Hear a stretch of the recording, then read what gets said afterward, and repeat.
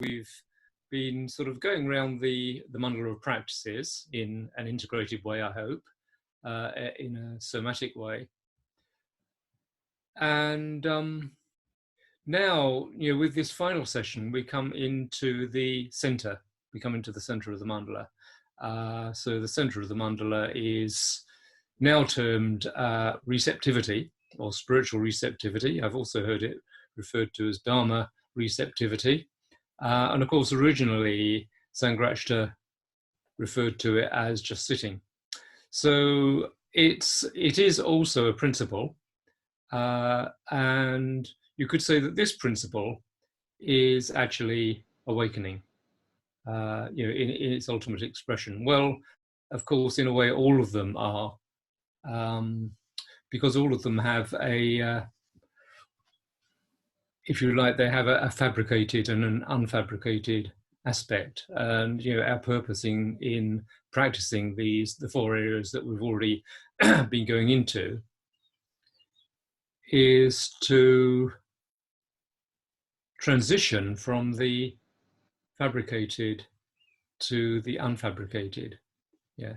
So the unfabricated is, another way of saying that is it's things as they are.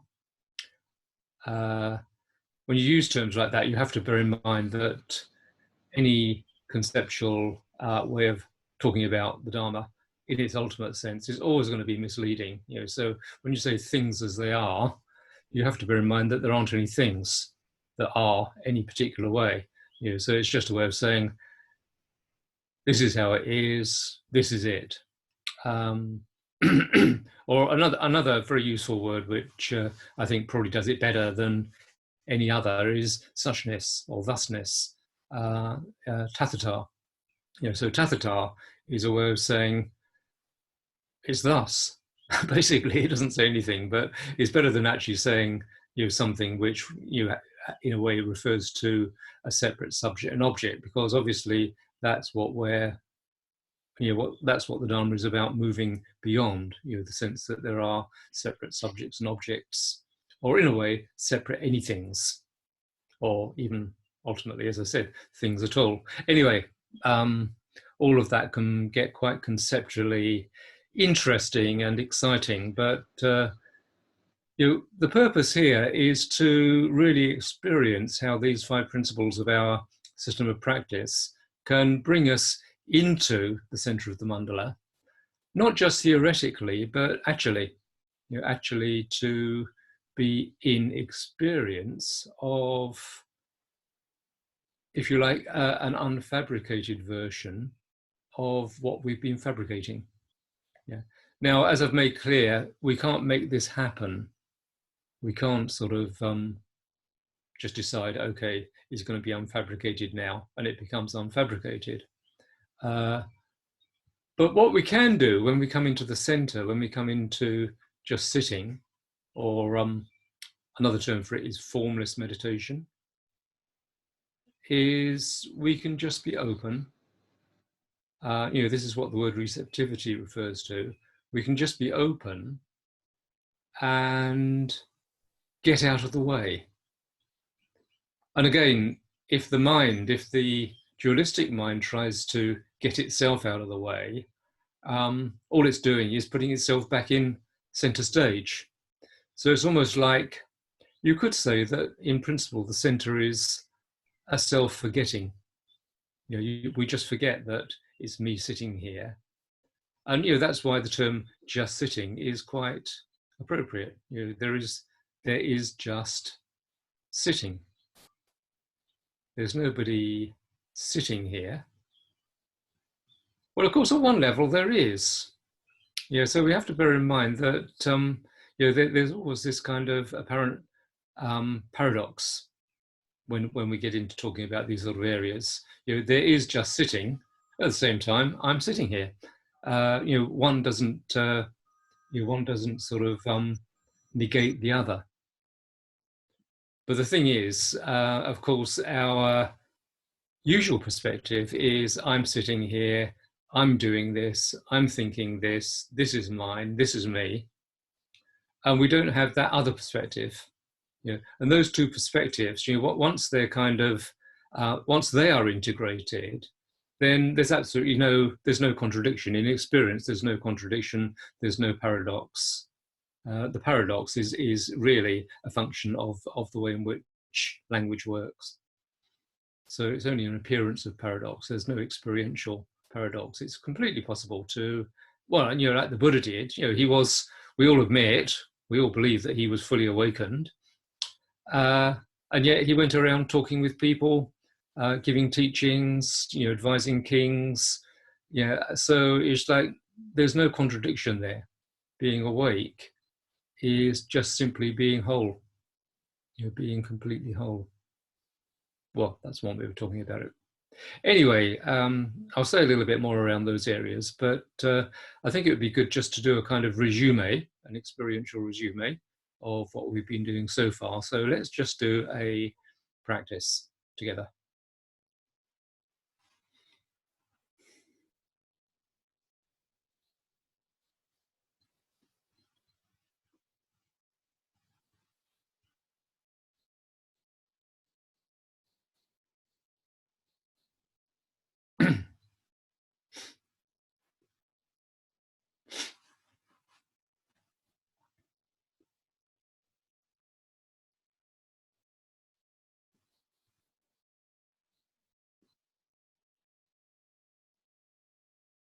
So once you're in your posture, just sit.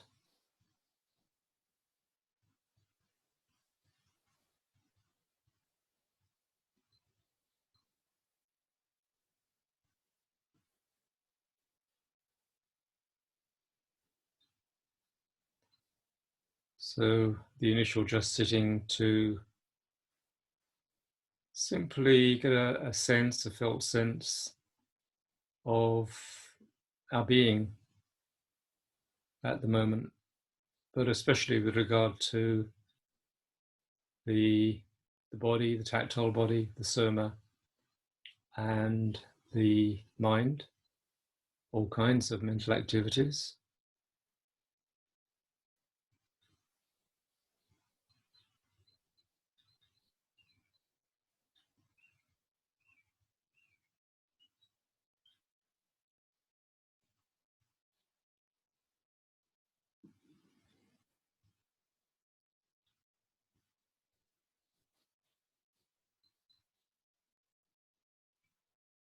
And then bringing the awareness into the immediate experience of the soma, of the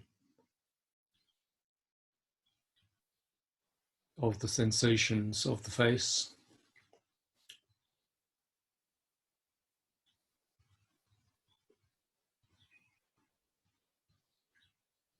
And just note that as you become aware of these areas, you'll become aware of any tensions or contractions. So just as you become aware of them, just discover directly how much of them you can let go.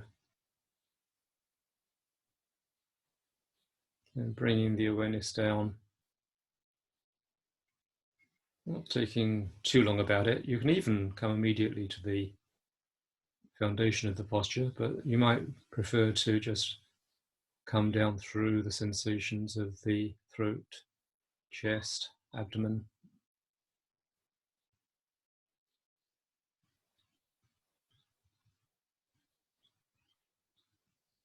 And then the sensations of grounding.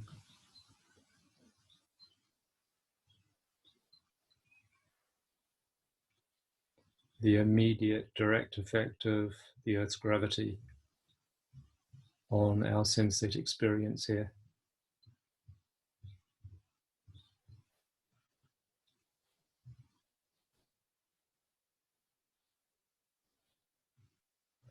Getting a sense of the quality of those sensations.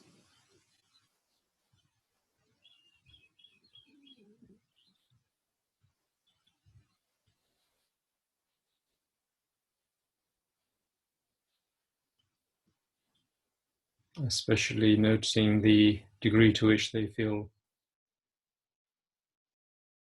maybe frozen up or solid or just tingly, sparkly, vibrational.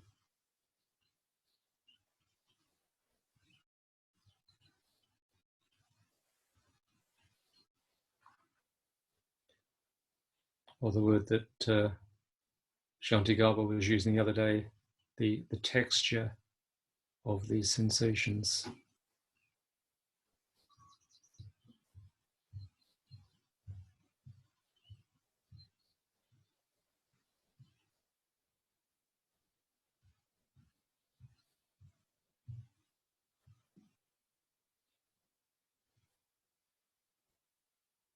And already you can be sensing directly the way in which these sensations are arising in space, in a somatic space.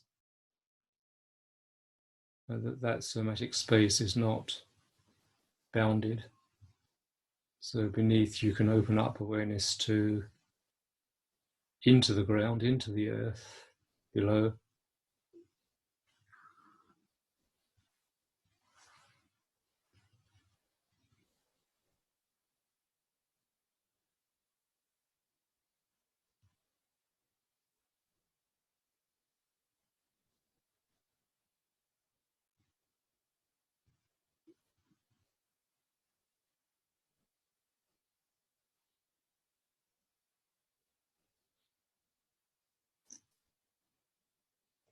And then to bring more alignment into our posture and our being, you can use the breathing up from the earth below, just doing a few breaths and noticing what effect it does have, or indeed whether it has an effect.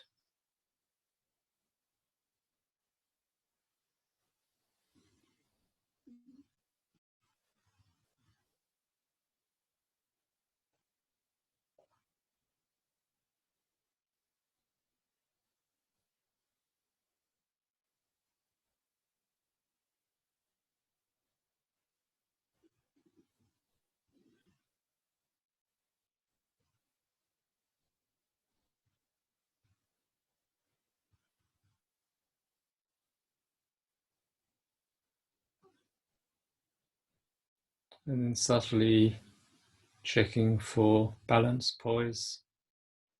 And don't forget to check that the chin is not jutting out or pulled right in, so that the head is just naturally balanced in its optimum alignment with the rest of the body.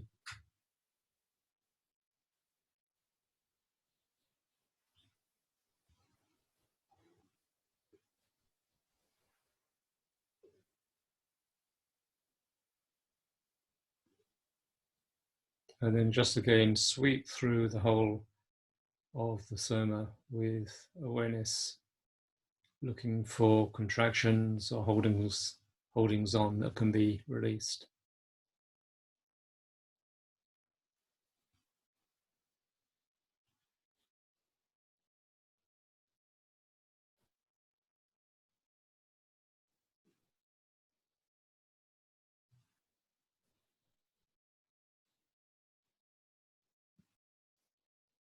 Bring awareness into the hara now, the lower abdomen.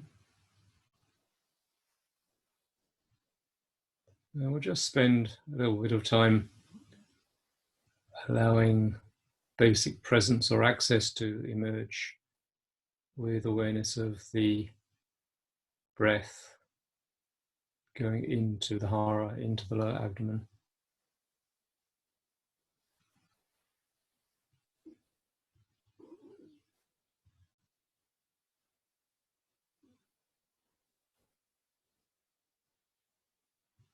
And of course, do use antidotes if it's necessary and helpful.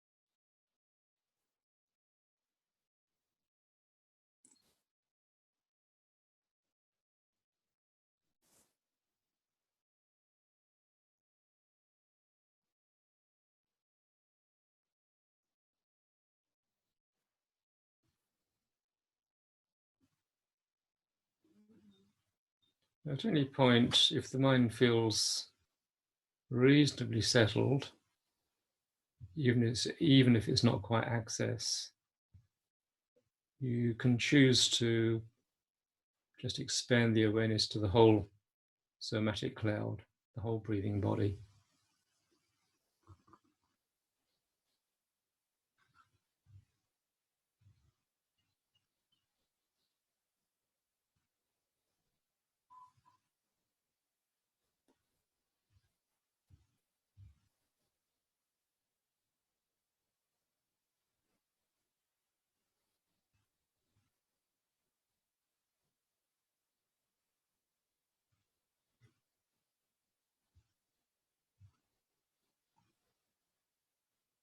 And now let the awareness come into the heart center.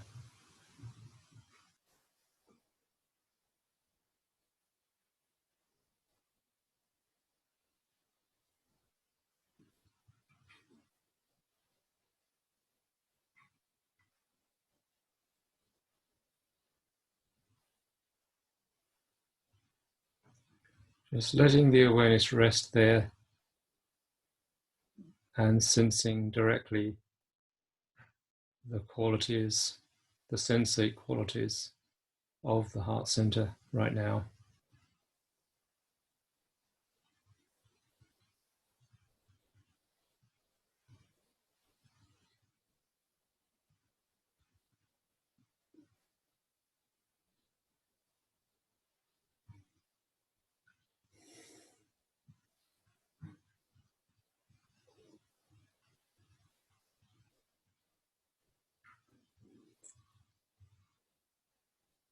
And do bring in the sense of the rear of the heart, or the area just behind where the heart normally might seem to be.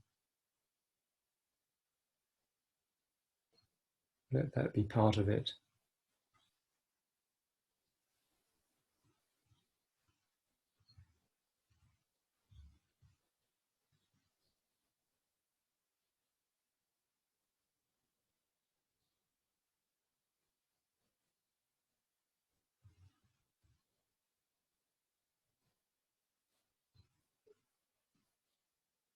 And then in whatever way works for you, open to metta, to love, benevolence, goodwill, kindness, well-wishing.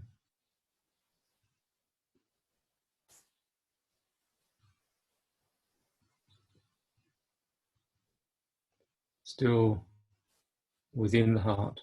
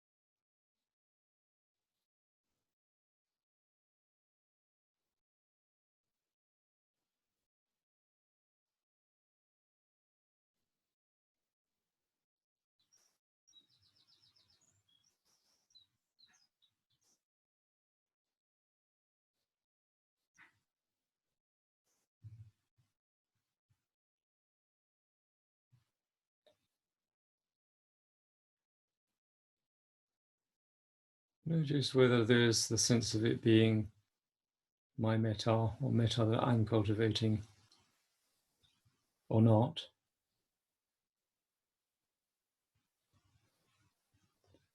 And just opening into the unconditional aspect. So you could ask the question, if you wish, is unconditional love already here? Or you can just open to the love that is simply here, somehow integral to our being.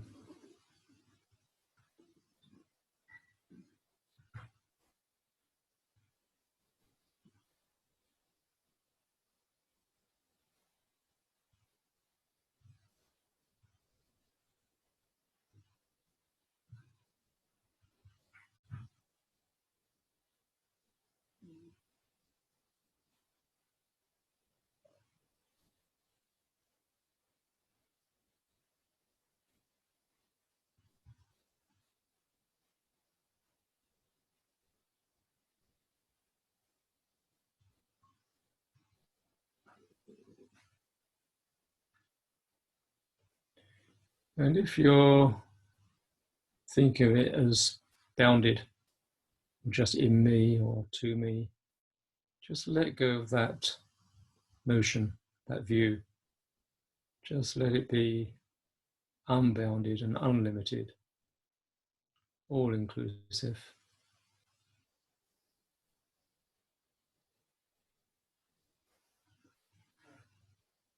But still from the heart, resting in the heart.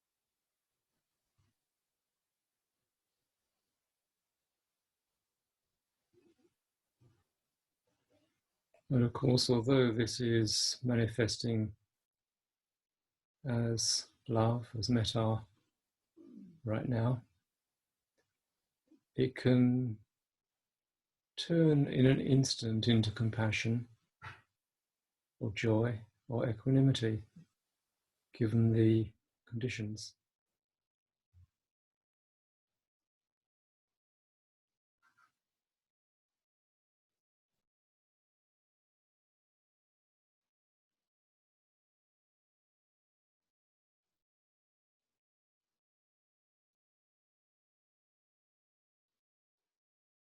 So not leaving anything behind, we're still somatically embodied, we're still resting in the heart center, and the love, metta, is still here. But just extending awareness outwards again, we've already got a sense of the metta being boundless. Now just notice the boundlessness or unboundedness in your experience of the somatic body. So you're just recollecting what you've already sensed when you've done this before with us.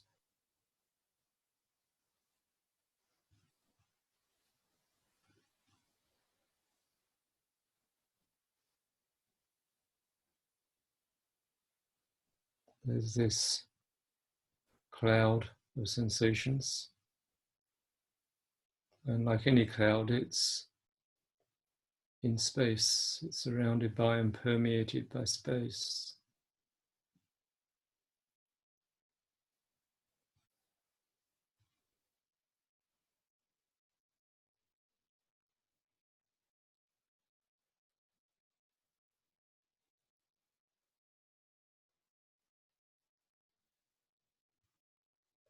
And also, like a cloud,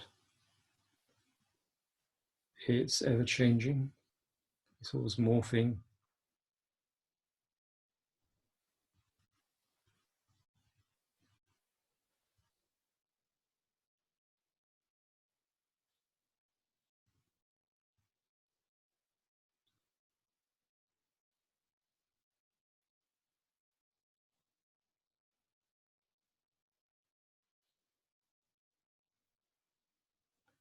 It doesn't have a particular shape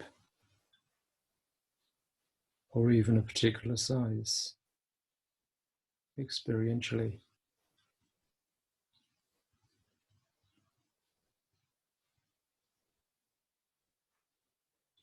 And notice that sounds are also happening in this space.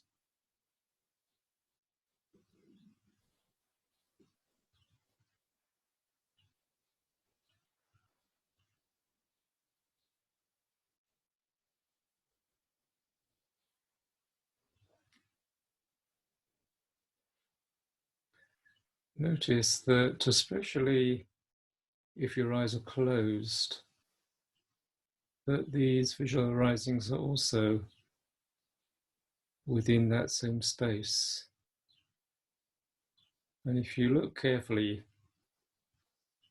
with the eyes closed, you'll see kind of a visual equivalent of the body tingles, a kind of morphing scintillation. Scintillation is a bit too strong for it, but there aren't any words that really hit the mark with this.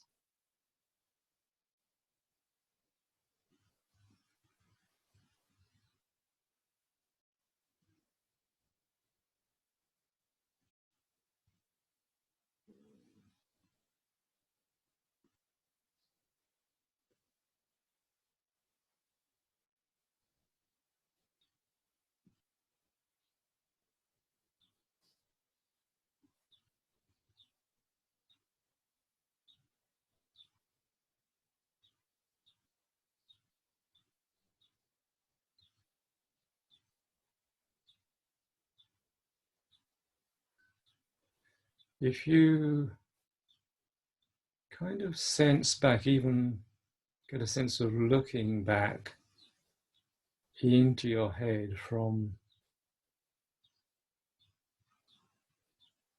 this field of scintillating color,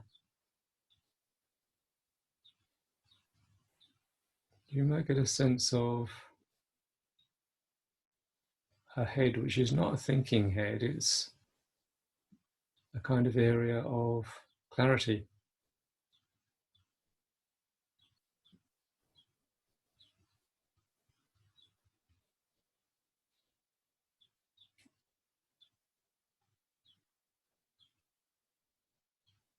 Almost as if the head is just a space.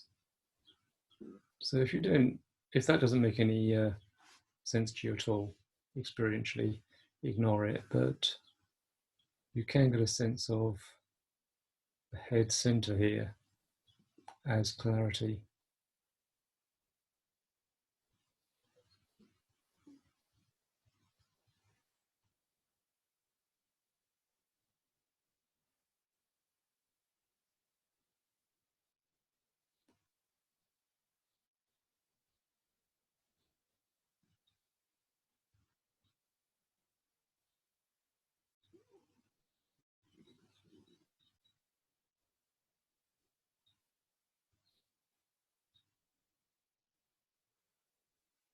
So with any of these aspects, if you see it, if you've got it, so to speak, if you know it directly, just let that knowing be.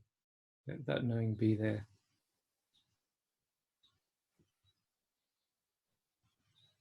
And just rest with that knowing.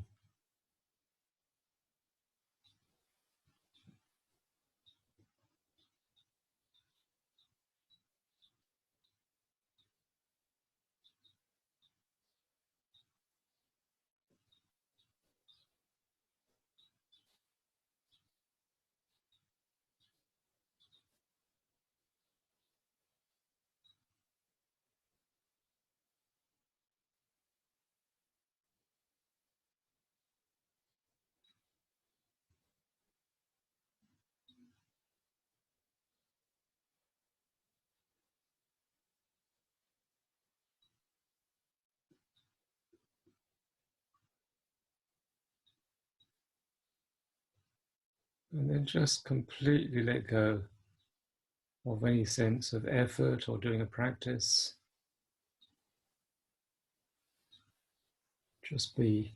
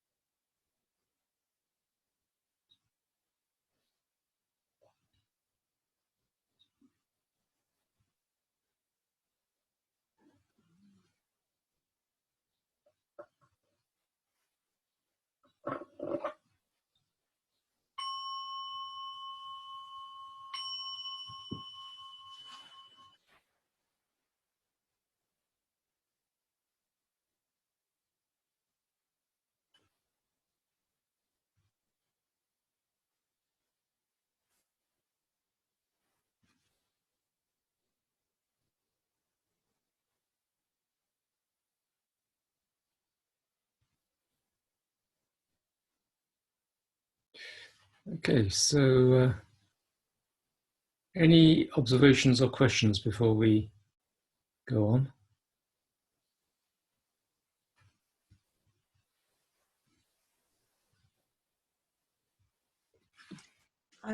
It's quite difficult not to grasp for it once it's past, once that experience is over. Yeah, It's difficult to let it go. yeah, yeah. It's another paradox because it's only by letting it go that you can enter into it again. Yeah. So, in other words, as long as you're holding on to a conceptualized version of it, yeah, well, you're just in a conceptualized version. But you can almost immediately not even let go of the concepts, but just recognize that the concepts are, they're just what's here now. That is what is. Yeah, and I mean, we haven't quite brought concepts into the perspective yet, but concepts, like everything else, are empty. And if you can, the moment you see that they're empty, the moment you sort of disidentify with what they're saying, you can just be back in here. Just back here, just centered again. I had a sort of, difficult to say quite, but when you mentioned metta for the first time, the sense I get is of something almost surrounding me, which has an effect on my whole being. Mm. But when you said focus it on the heart, I found that all that was there was a great rigidity, and the whole What? sense, a great sense of rigidity and Rigidity, right? Yeah. some stiffness, Mm. and the sense of metta being there disappeared. Right. Okay. It seems I can only access it by allowing my whole body to be receptive to it. Yeah. But Yeah. something in the heart is resisting it all the time. Mm. Mm. I think it's likely that there are, it's like just with any other part of the body or part of the soma, the heart can be contracted. Yeah, and that may be, well, that will be for historical reasons, so to speak. Yeah, And I can understand some of the historical reasons. yeah, so it's like if that is the case, um, in a way that the heart needs to find its own way to melting and loosening up, and that can take time. So it's just like, well, it's valuable to come into a sense of the heart in relation to metta. At the same time, metta is here irrespective of whether you're able to sense the the relationship between that and the heart. Yeah. So what you do in that case, you get a sense of you've got that sense of metta being spacious, which obviously includes the heart.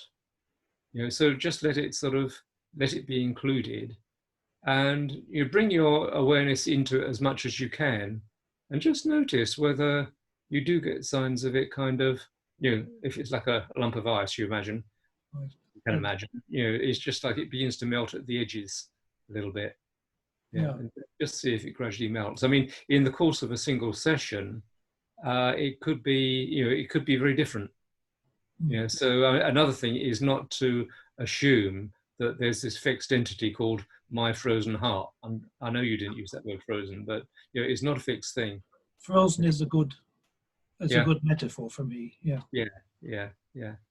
So I mean, the heart is one area, but people will feel other areas of their soma are frozen. In that, to use that metaphor, and the same applies. You need to just allow it to be what it is. At the same time, you can bring awareness there and just bring love there.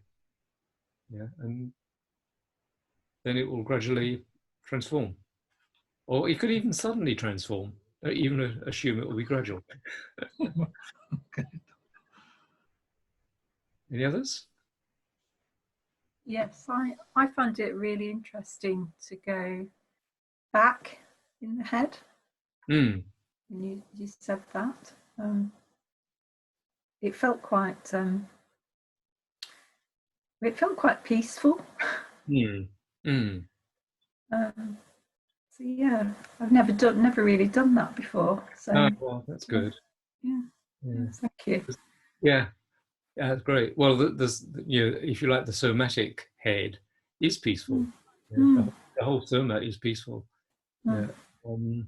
We're so sort of fixated on the mind being the head. That the head is the mind as far as we're mostly concerned. But when we begin to get a sense of a particular nature, it is very interesting, and it's very. I mean, really, I feel like I'm completely empty-headed, and it's like I remember once I was in Bristol. This is when I lived in Bristol, and I went into a bookstore, and there was a book about the human body, and I just opened it, and there was a photograph of a dissected head. In other words, it had just been cut right down the middle, and the inside of a head. It was absolutely full of stuff, brain, you know what's in the head, physiologically, brain and bone, and all sorts of stuff. And I was really quite surprised, because my sense of my head has always been, well, for a long time, as going back then, that was in the 80s. It's like it just feels open and empty, and so I was a bit shocked. And well, the experience of my head is not like that at all. And of course, our experience of the whole soma is very different to what the mind projects onto ideas of a dissected body, or physiology and so forth. But our actual experience is what it is, and it's like we need to believe our actual experience rather than what we tend to project onto our experience. And only that way will we actually, well, in a way, accept that that is our experience. So it's really valuable to take that view of, or that attitude of sort of letting go of our assumptions and beliefs, and just what is my actual experience. And it's always an open question. What is my actual experience here? Because the other thing that I've noticed over the last few days is that having my eyes open so that I'm seeing something, whether it just be, usually it's the blue of my carpet, actually helps the proliferation of thought. Down. It calms it down. It's almost like my sight sense needs something to do. And that surprised me, actually. That really surprised me. Yeah, well, I'm glad you did that. I mean, and again, it's a point that I would be making this morning, because it comes into just sitting. But generally speaking, if you're a person who habitually meditates with their eyes closed all the time, meditating with them open, and I mean doing any practice with them open, is very, very interesting. And like you say, it can have very positive effects. Whereas when the eyes are closed, well, I think I've heard a number of people say that it's like thoughts tend to proliferate more when the eyes are closed, but when you open them, of course, it's possible that thoughts proliferate again, because you go, oh God, look at that dirt over there, or whatever. But actually, that's not necessarily the case. So I would recommend meditating with the eyes open and with the eyes closed. Any other questions before we move on? Or observations? I've got an observation. There was a point where you mentioned sounds, but I was already experiencing sounds. Sure. There was a police car, but I was in contact with it, with the soma. Yeah.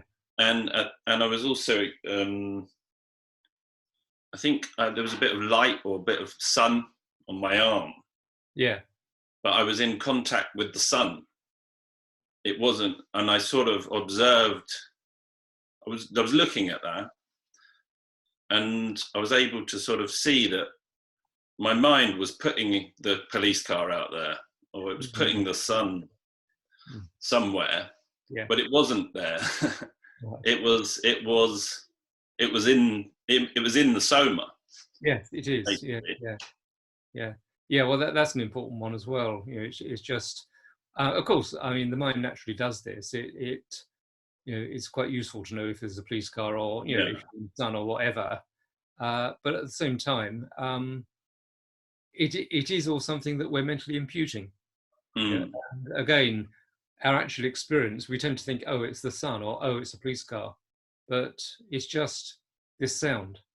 You know, so it was sensations for me. It was in the felt sense, the soma, I guess. It was so it was a sound, but that was the label, but it was in the body, really. Yeah, I guess. Exactly. Yeah, it's in the soma. Yeah. And I mean, it's just coming back again and again to teaching to Bahia. Yeah, and that's what we're getting at. You know, so it's just in the seen, heard, sensed, and cognized. There's just what is seen, what is heard, what is sensed, what is cognized, and that's it. You know, that is all there actually is. Not somebody doing that. Not somebody doing that. No, somebody experiencing it. You know, there's just this. Just this experience. Okay, let's see. I think we'll just do. I'm sure there will be more questions, but as you know, we're going to have a little bit longer at the end. I'd just like to do an exercise with you before we have a break, and you know, this one involves a short meditation, and then again I'll ask for observations.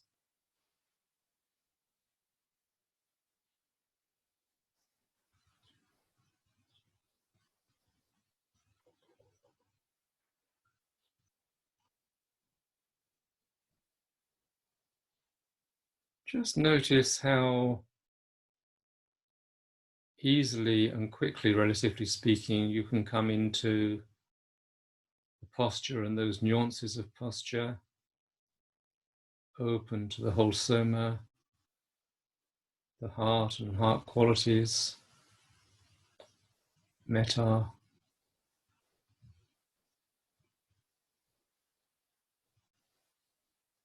where there seem to be boundaries, where there don't seem to be boundaries.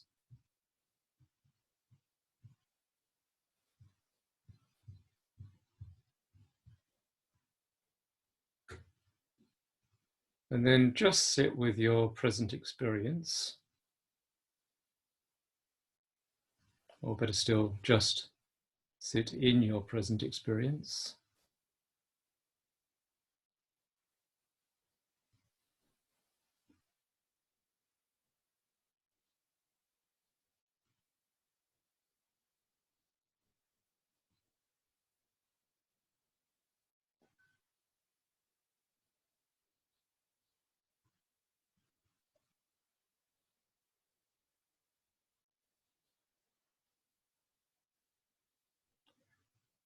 And we're just going to explore,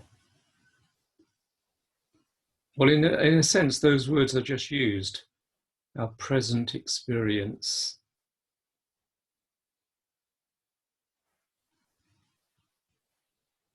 So what is the present? We'll just get a sense of this. So notice that whatever's happening now, there's obviously awareness of it.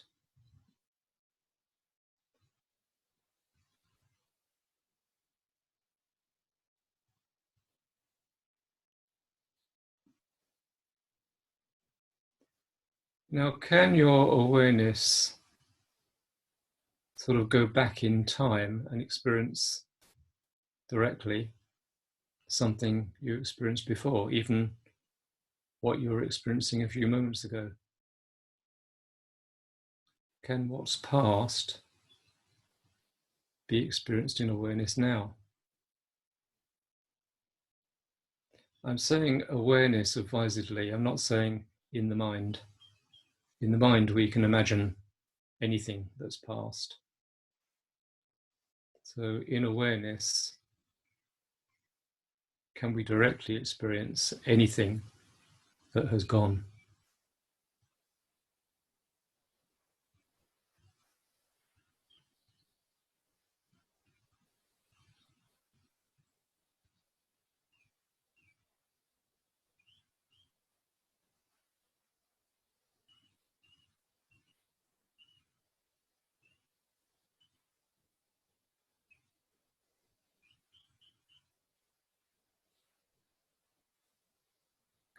Okay, now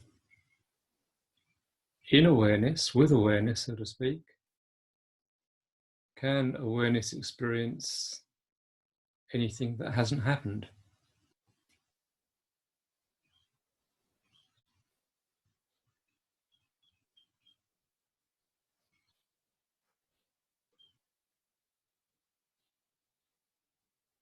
And again, we're talking about awareness, not the mind. The mind can think about and imagine things that haven't happened.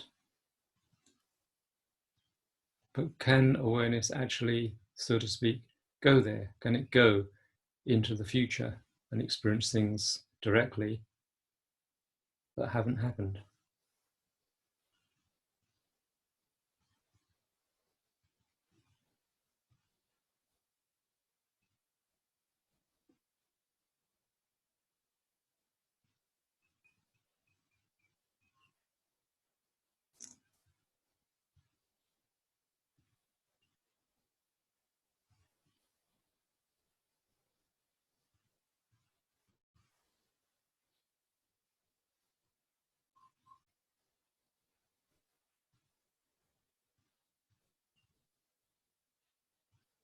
Now, be aware of, so to speak, be aware of your awareness now. So there's experience, so there's clearly what we call awareness here.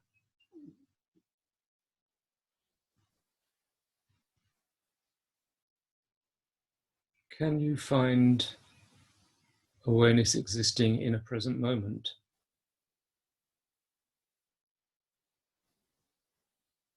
Can you even find a present moment?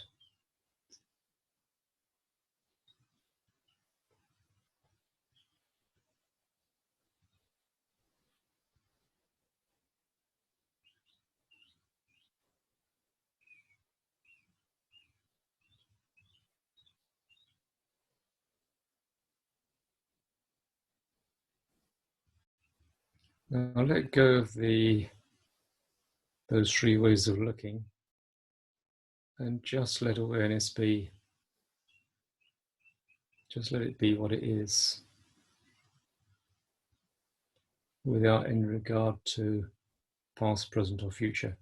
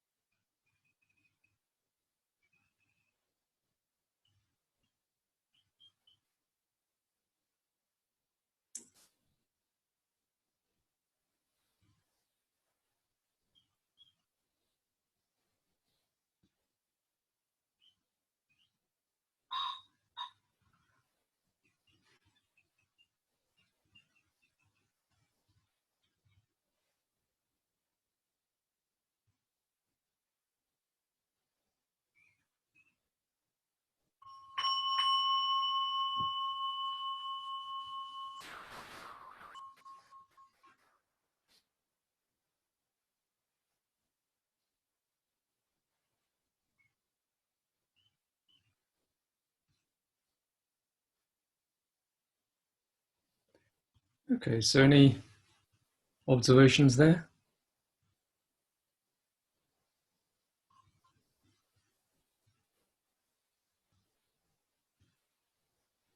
Hiya. Oh, Yeah, just I guess what the exercise was pointing to really, which is that, I mean, as soon as you ask how can you go into the past or the future, even the question didn't even make sense in my awareness. You know, the concept of time just wasn't there. Yeah, good. okay, well, that was what I was trying to get at. Yeah, so what was there? Or what is there? Well, yeah, good. Yeah, I guess it was just kind of what you said. I can't remember the word you used, but just that kind of, there is just this. Mm. Mm. Just there is just this experience. Sort of. Fair enough. Yeah, yeah. You can't really go much further than this or that, or it is what it is. Yeah. Okay. Anyone else? For me, the past and future seemed quite clear that they were unachievable. The present seemed to be like I was holding my breath to not slip in either direction. But then, of course, when you suggested that also was an impossibility, there was an immediate release of the breath and a sense of ease, actually, that immediately became present. So yes, it was kind of a very beautiful sense of it was actually felt like being in a bath after a long day.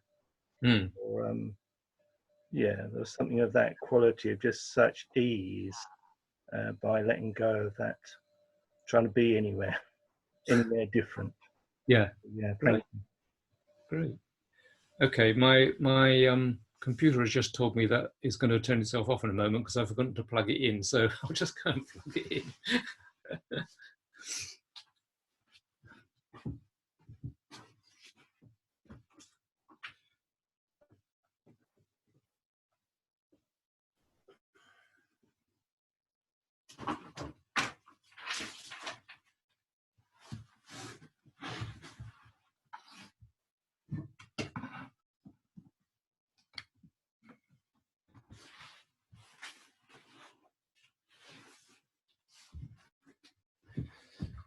Okay, the day has been saved. So, any other observations there?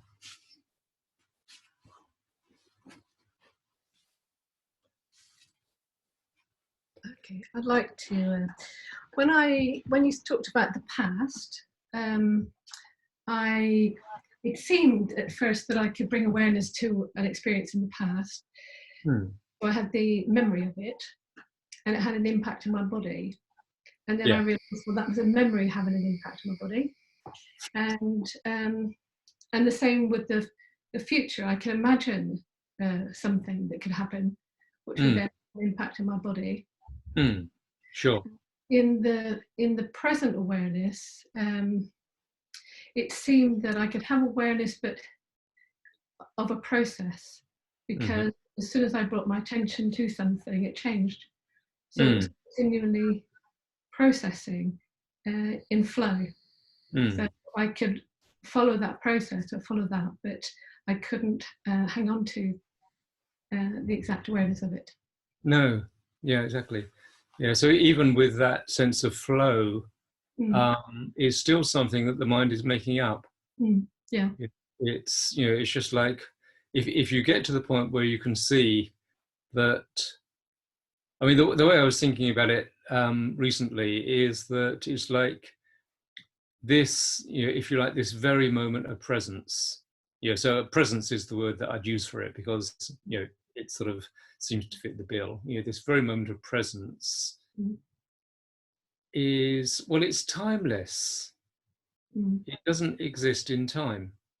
And I mean, if you imagine it in time, it's like if you imagine a kind of film, which, a very thin film, that kind of film, which is like less than an atom thick.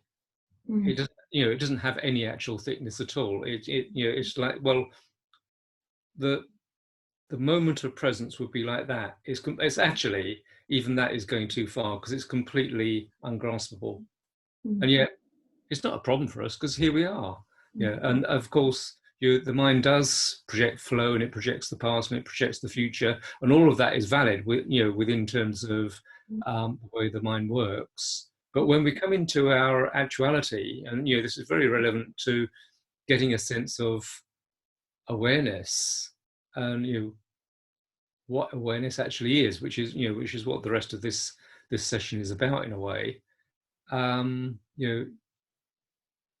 It's like, well, awareness doesn't exist in time, or time doesn't exist in awareness. Yeah, which is kind of quite big stuff when you actually get into it. It's sort of it definitely does and should change your view of things. Anyway, any other questions before we have a break? Tejananda, hi. Hi. What you've just said is answering something in me where I feel some conflict of in the practice. Mm-hmm. When I am looking for those ideas of awareness in blocks of time. Obviously it is just this moment that is accessible, but I have other experiences that contradict that. So that the experience of time is like the cloud, everywhere at the same time. And I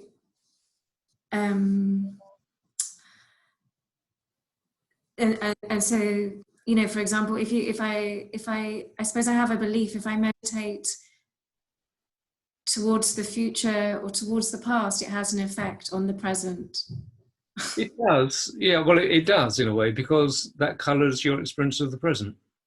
There's an orientation of your being, mind and being, your whole being, which colours the present. So it is an aspect of your present experience. Yeah, I mean, it's a longer conversation maybe I'll have with you when I sit a retreat with you. But I'm also thinking of the Buddha's experience of time, how he could meet somebody and see all of their previous existences as he beheld them in front of him. We have those accounts of being able to, if we are really Buddha being so present in that moment that he can take in everything that has led to that moment. Well, indeed, yeah. So yeah. So I'm feeling a bit conflicted over the two teachings. Well, it's still a matter of coming into what is my actual experience. Now, I mean, those descriptions of what happened with the Buddha, I am, I'm no one to actually try and explain that. But what I do know is that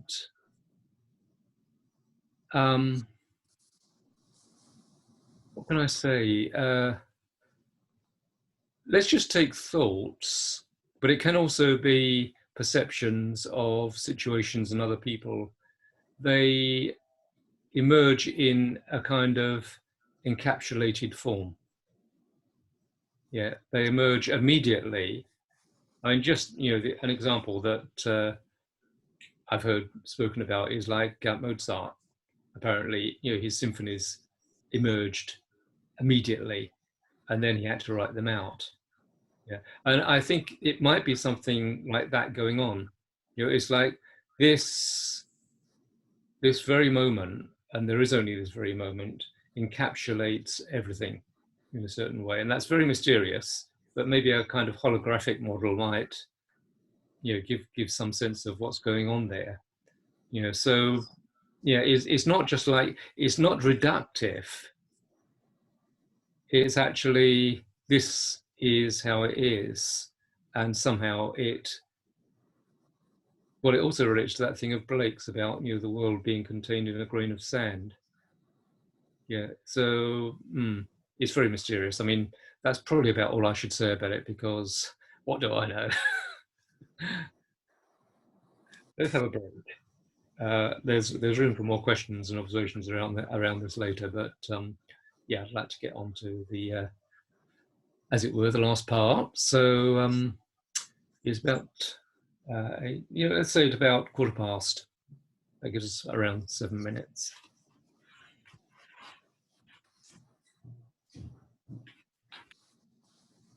So let's continue. If everyone's not back, they'll be back in a moment. So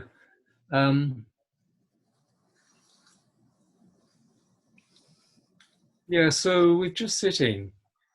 Well, as you know, just sitting is just sitting. That's what Sangharakshita said. And ideally, it would be just sitting. It was just seen, heard, sensed, cognized, just as they are. And we wouldn't be sort of going outside of what is present by mentally projecting into the past or the future, or indeed, sort of proliferating about the present moment. That would be, if you like, the ideal state. Things would be exactly what they truly are. What generally happens, of course, is that whatever mental state we've been in, during the day, or during the rest of the meditation, or during the meditation we've done before we just sit, tends to colour the just sitting. Yeah, and with the 4 principles, if you like, which go around the periphery of our mandala of practice, obviously, if you've been doing a lot of mindfulness, that will colour the just sitting. If it's metta, that will colour the just sitting. If you've been doing bringing in this more kind of integrated approach and bringing them all in, well, you'll get a sort of colouring which is inclusive. Just as I was talking just now about how in a way states are encapsulated right now. It's just like that's how it can be with all of those qualities. So where we're present, where in awareness, love is present. We're aware of the inside aspects that are in our actual experience. And it's all just simply there. Now, I want to go a bit into awareness, into the, if you like, the question of awareness. And it's not so much trying to get into what is it, but trying to just notice that it's quite simply here, because this relates to the aspect of bhavana, abhavana that I talked about the other day. So either developing, cultivating, or not. That which is naturally present versus that which we're cultivating or fabricating or forming or contriving. And with each of the 5 areas of the 5 principles, you could say, well, I mean, there are various ways of talking about the formed aspect, the contrived aspect, and the uncontrived aspect. So we've had here at Vajraloka, we've had Vajradevi coming here for quite some years now, teaching uncontrived mindfulness. And actually, she's writing a book. I've had the privilege of reading a preview of the book called Uncontrived Mindfulness. I recommend it when it gets published. But I'm just using that sort of concept that she introduced to me of contrived and uncontrived. This is one way of talking about it. So uncontrived mindfulness is simply awareness. Now, I could say the same with regard to the other. So, for instance, uncontrived metta would be unconditional love in the way that I've been talking about it. And insight would just appear as appearance emptiness, or sound and emptiness, or bliss and emptiness, or awareness emptiness. Yeah. I could go. I think I'll probably go a bit more into those when we have the questions, especially if anyone asks me about it. But it also relates to sadhana, and it also relates to just sitting. Except that just sitting, you could say, just becomes more and more profoundly just sitting. Anyway, awareness. So, would anyone dispute that awareness is here right now? You speak up if you're going to claim that awareness is not here. Please say so. So, Kulajalani, are you about to say something? Sorry, can you hear me? Yes, I can hear you. I was just checking my microphone because I'm now on my iPad, but thank you. Okay. Yeah. So, I mean, clearly we are aware, or awareness is here. If there was no awareness, there clearly would be no experience. And yet, what is awareness? Nobody's really able to point to it. And in fact, you can't. If you try and look at awareness as if it's something or an object, it just doesn't work. I mean, you can try that right now. Can you sort of grasp it? Probably not. I'm just going to read you something from Longchenpa, who is a great Tibetan teacher, teacher in the Nyingma lineage. It's from the beginning of a book called The Precious Treasury of the Basic Space of Phenomena, which is an extraordinary sort of almost visionary work. But it's not visionary in the sense of him having visions. It's visionary in the sense of him trying in a way quite poetic language to describe what awareness actually is. It just begins with this paragraph.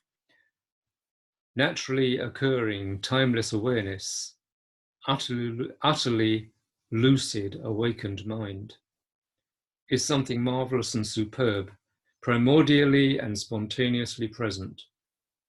It is the treasury from which comes the universe of appearances and possibilities, whether samsara or nirvana. Homage to that unwavering state, free of elaboration. Okay, so he's saying a number of things about the nature of awareness, or the word that the translators have chosen to translate as awareness is naturally occurring. That's another way of saying uncontrived.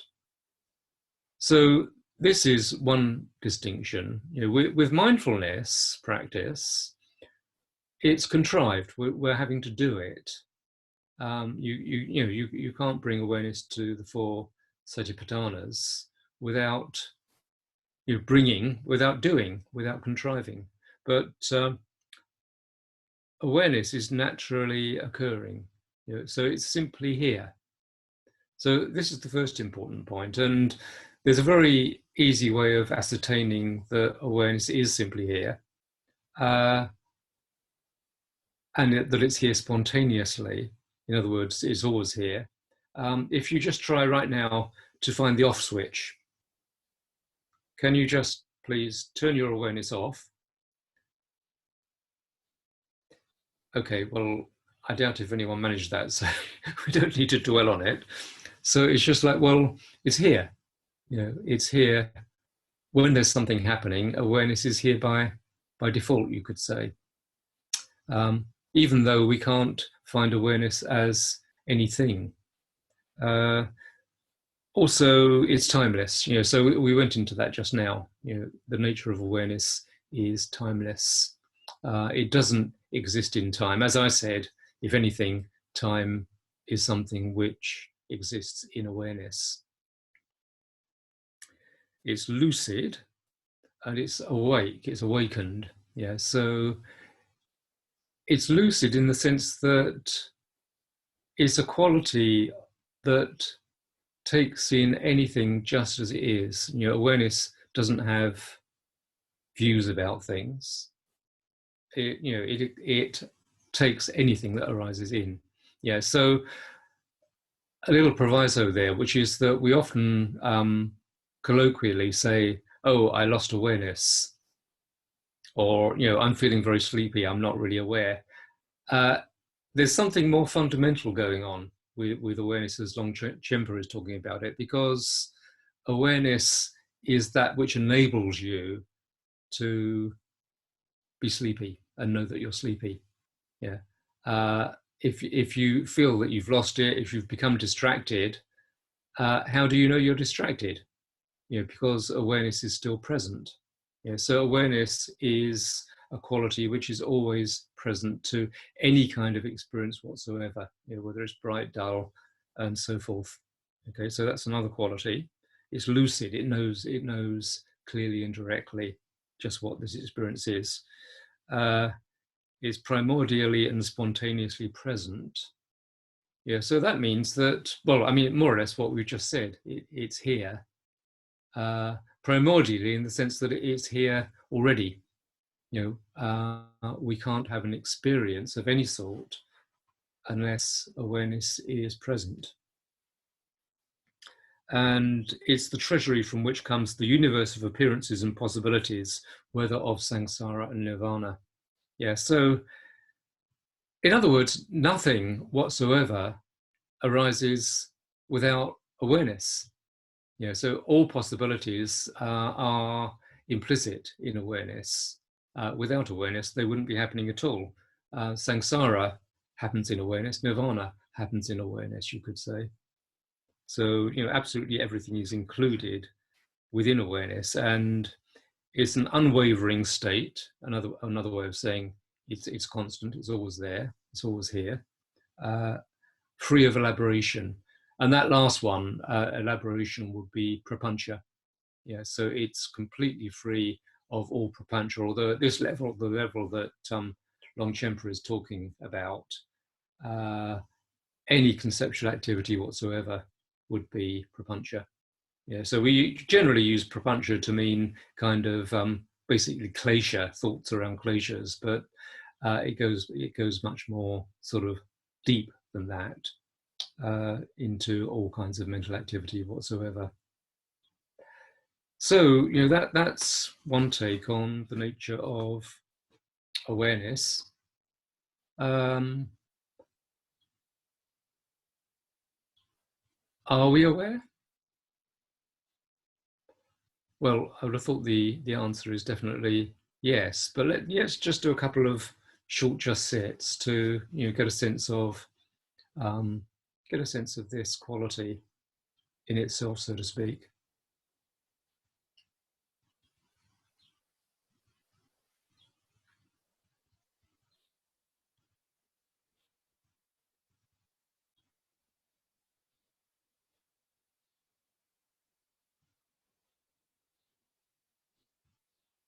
So as before, once you've got your basic posture in place,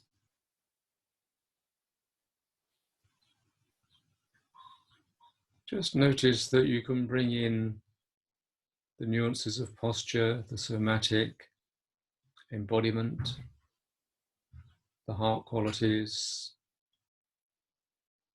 the insight qualities.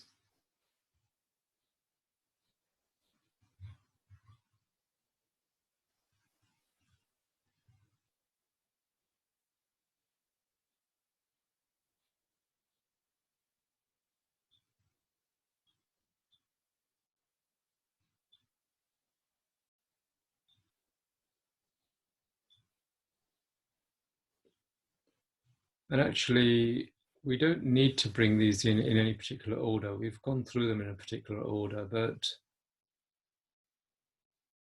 the more you do this integrated approach, the more you can just open to them all more or less simultaneously or in different orders.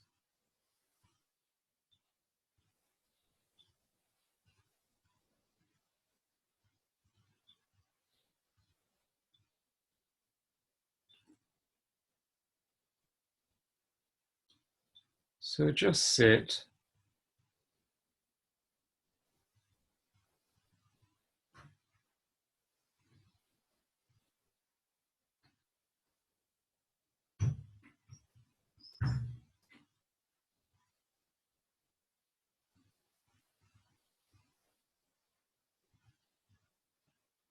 And we're not doing any practice whatsoever at the moment. We're just sitting, just being here.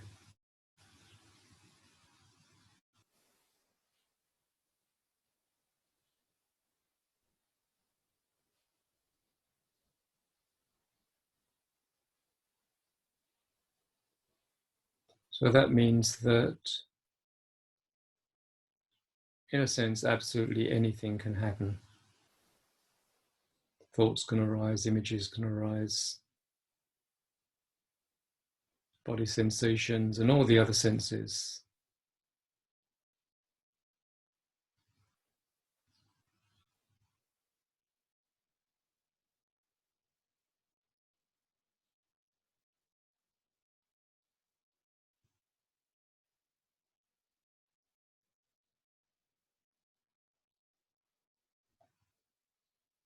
Just notice the presence aspect which we were exploring before the break.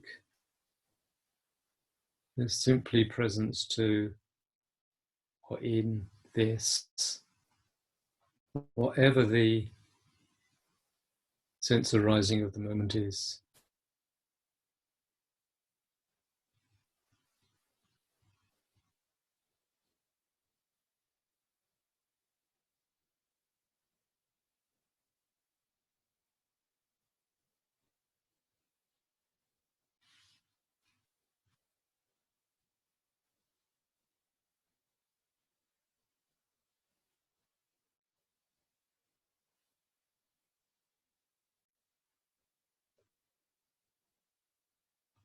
You might notice a slight tendency to kind of try and position yourself in presence,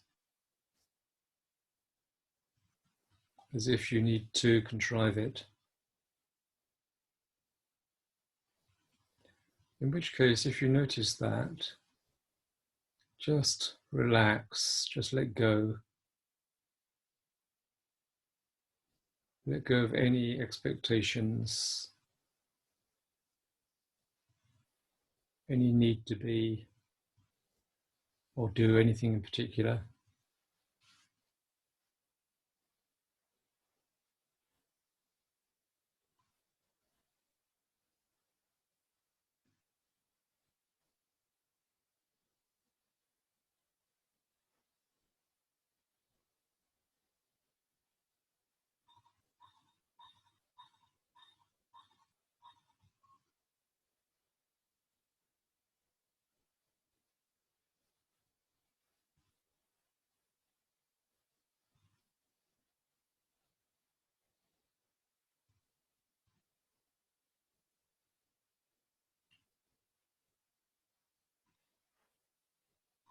And notice that whatever's arising right now has just appeared of itself.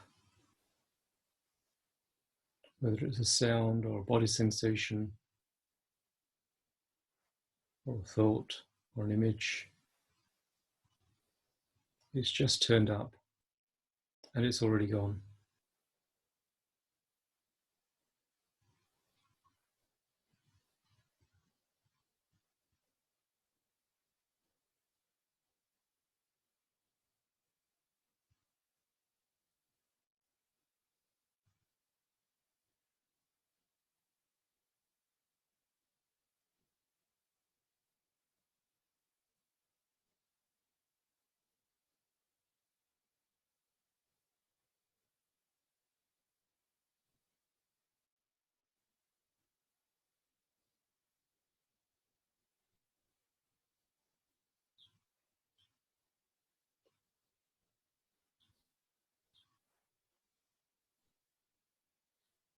So it's easy to sense just sitting as a flow, and it's perfectly okay if that's how it seems.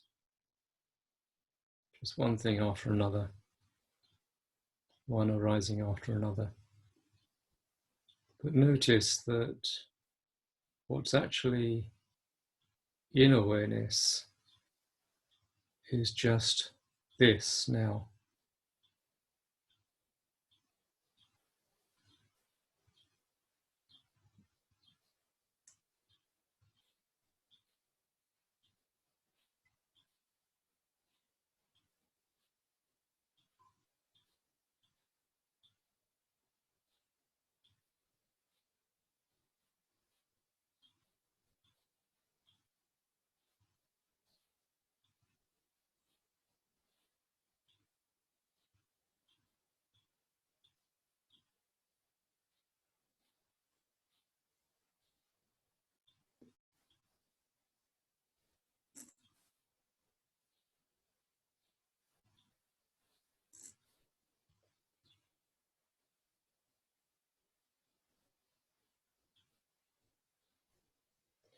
Now very gently, very subtly, allow attention to go to that which is aware.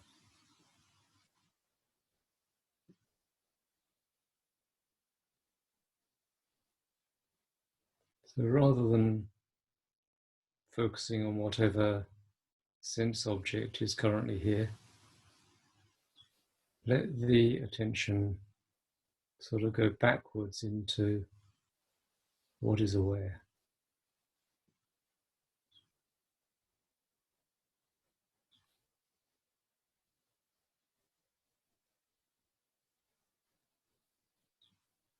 And you won't be able to find it as an object.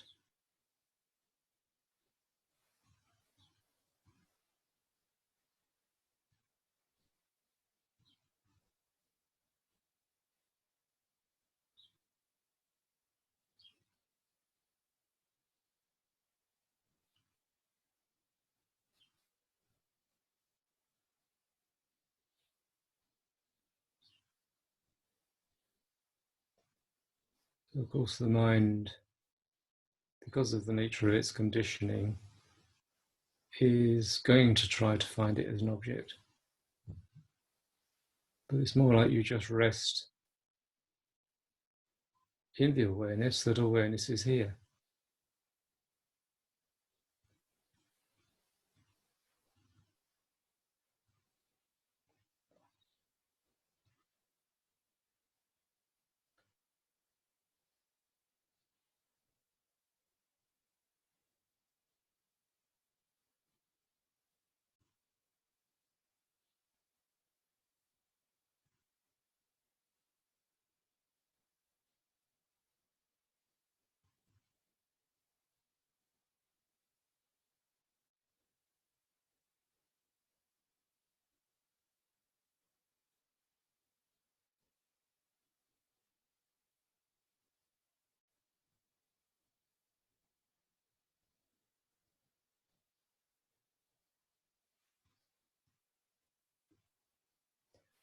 Just whatever arises is, so to speak, accommodated by awareness. It doesn't resist.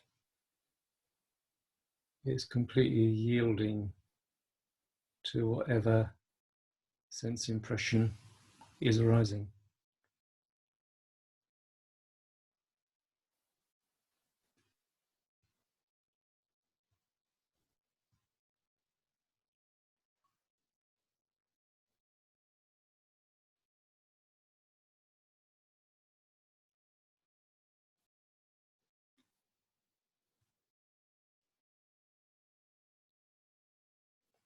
And again, notice whether you're tightening up a bit to try and get hold of awareness.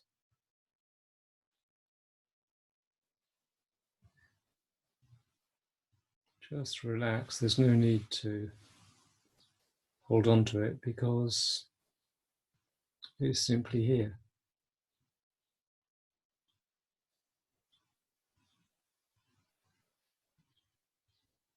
And whatever is happening now is simply here,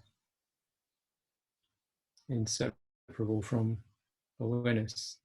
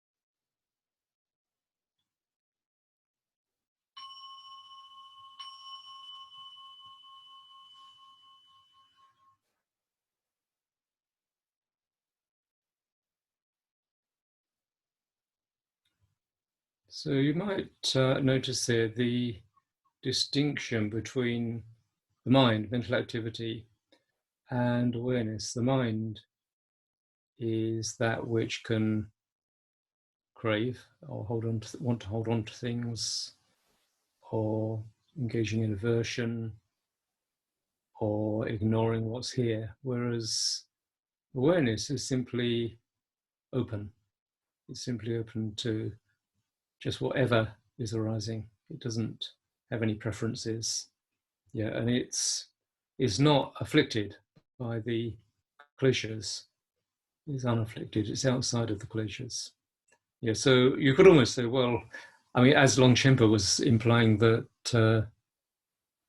samsara and nirvana are arising in awareness.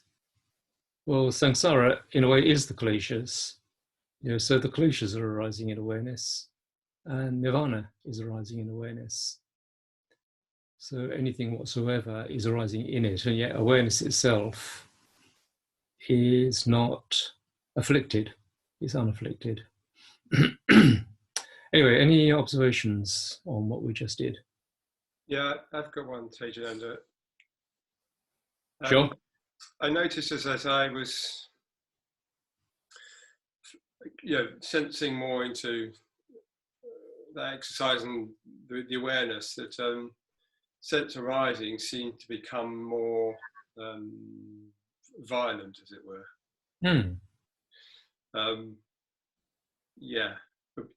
Maybe I was, just more sensitive to them, and that's what I was experiencing, and then experiencing some kind of contraction because sense arising seemed to become more energized and more impinging in a way.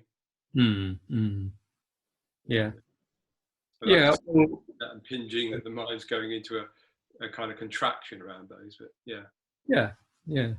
Well, it's quite likely, because you are. Well, I mean, if you're going into awareness, one of the qualities of awareness is sensitivity. It's completely sensitive and totally intimate with whatever arises. So it's like experiences which were previously, even they were kind of there maybe, but you weren't very conscious of them.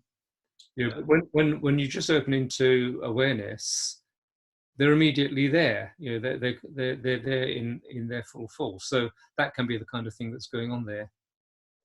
Yeah, I'm just wondering about the conceptual mind being a certain kind of filter in a way to experience, or the fact that the energy is contained within the conceptual mind filters out to some extent the other senses, and that begins. You talked right at the beginning about it coming back into its place of one amongst six. That the other five then. That was what I had about it. Yeah, well, that would be the case, definitely. I mean, that's exactly why we say, when we're in prapancha, we conventionally say, I've become unaware, because actually, prapancha does kind of, it's like a muffle. It muffles all of the other senses, and they're even completely out of experience. So it's like the conceptual mind, the abstract mind, has this special feature where it can sort of draw the whole energy of the other sense fields into itself and abstract them. And we're just living in a completely abstract world, when it reaches that point. So it does feel like we are very unaware, because most of our soma, in the broader sense of the other, the body sense fields, are semi-shut down or even completely shut down. Yeah. Thank you. I have something to add, or just I felt a real response to that Longchenpa reading, and as soon as as we were kind of going into the meditation, very much had this sense of that we've been talking about a somatic cloud, Yeah. And that actually awareness is actually the blue sky in which the somatic cloud arises. So I just had this sense of that awareness wasn't in me, but that I was in awareness. And that sort of shift of perspective kind of just gave rise to a sensation which I didn't know whether I wanted to laugh or cry, basically. It certainly released quite a bit of energy. And yeah, so just something about finding that kind of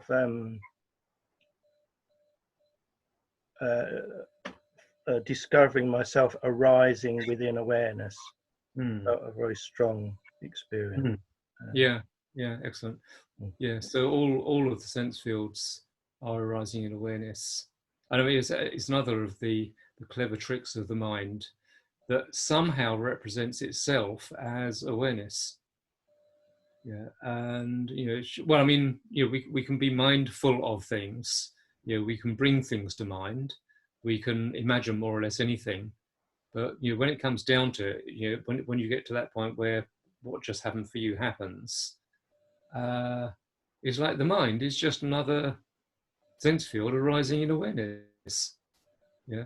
So the mind, and that also kind of knocks away the sense that the mind is what I am, or who I am. The mind is just another sense field arising in awareness. Just to, can you hear me? I can hear you, yeah. Yeah, just to add to that, because that was my experience as well, and Badra's put it so beautifully already, but this sense that awareness isn't just in me, but it's all around. It's in the atmosphere somehow. Yeah, and that boundless quality, that feeling of boundlessness of the cloud helps to reach out into that. Yeah. Awareness is a substance all around, in and everything. Well, sort of, but I'd say it's a non-substance. In a way, but it feels to me like it's a kind of, I don't know, maybe substance is not the right word, there's an energy. No, I think I know what you mean. I mean, it is like really, because we identify with the body and being in here, pertaining to what the exercise that we did with inside and outside, it's just like, well, actually, awareness is not inside or outside, and neither is anything that we experience. So these, sensations are no more inside than the screen that I'm looking at. And inside and outside just don't apply. There are just these sensations, visual and otherwise, arising in awareness, and awareness is sort of everywhere that anything is, kind of. Like, yeah, it's a kind of wholeness of experience somehow. Yes. Everything is whole. Yeah, so it is definitely coming into wholeness.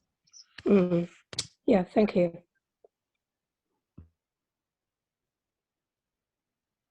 Any other points right now? I had a moment of real fear all of a sudden in the middle of that. It was very quickly, talking about it seems to expend it in time, but it was almost instantaneous. Yeah. The thought arose, well, I'm aware now. And then another thought arose that said, oh, I'm aware that I'm aware. And then, it's obviously impossible to carry on doing that because it's a nonsense. And I just got this sudden feeling that there actually isn't an I at all, is there? And that was quite terrifying. Yeah. Well, I mean, it is. I suppose that's the way it is, isn't it? But it is, yeah. Very scary when you suddenly come across it in experience. Right. Well, I mean, fear is to be expected. At times, just when suddenly, you know, it's like the ground is taken away, and you know, it's just like you're in a much more open perspective. But it reminds me of Sangraksha's story of the lady who slept with her head in the fish basket when she was in the flower shop. You know, it's just like, do you know that one? No.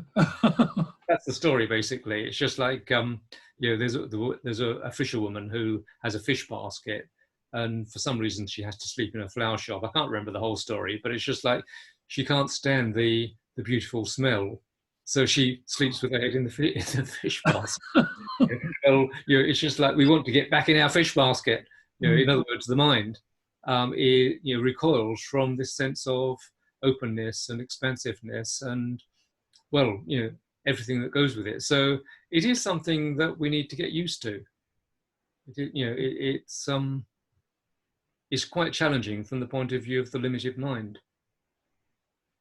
So, you know, if that happens, just, well, I mean, if it happens in a big way, just come back into the soma, come back into the, you know, the heart, the metta, you know, whatever, you know, and then, you know, when you feel embodied again, but embodied in the special way that we've been looking into this week, when you feel embodied, then you can start to open to it again. But you know, in your case, it was just a momentary arising, so yeah, that's fine. But you know, don't be worried if moments of fear do arise, because the mind is just so attached to its existing view of things.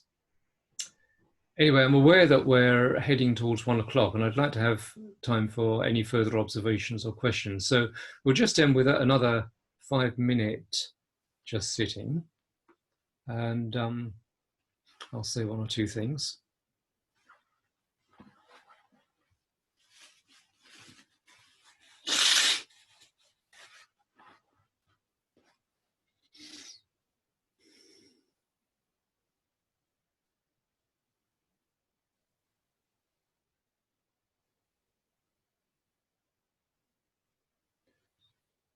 So just take into consideration that you might just sit with the eyes open.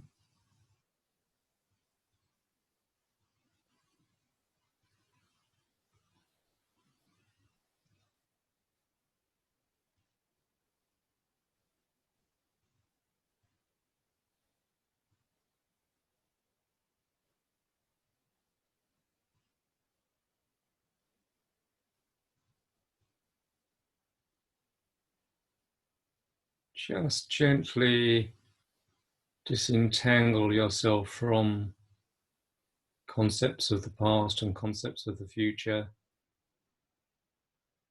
and just be in presence in this, whatever this happens to be.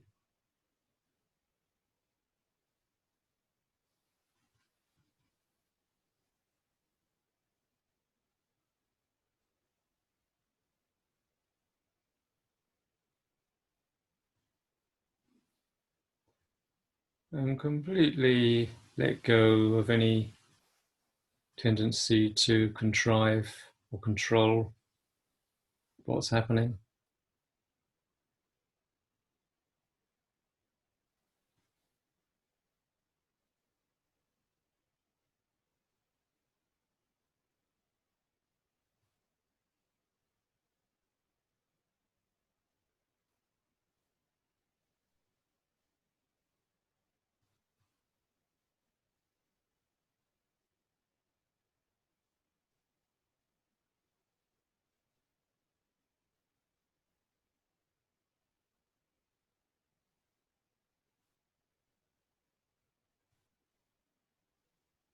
Notice that whatever is arising in the sense fields is completely inseparable from awareness.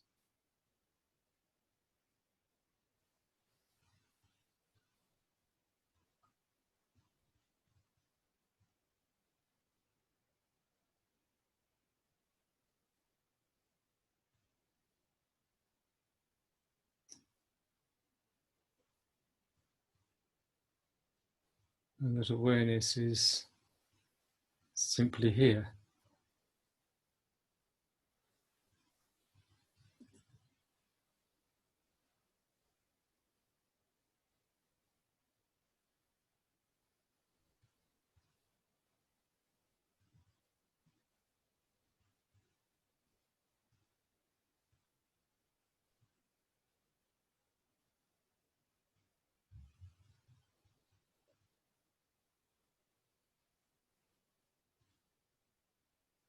So the mind can relax out of trying to be mindful, because awareness is spontaneously present.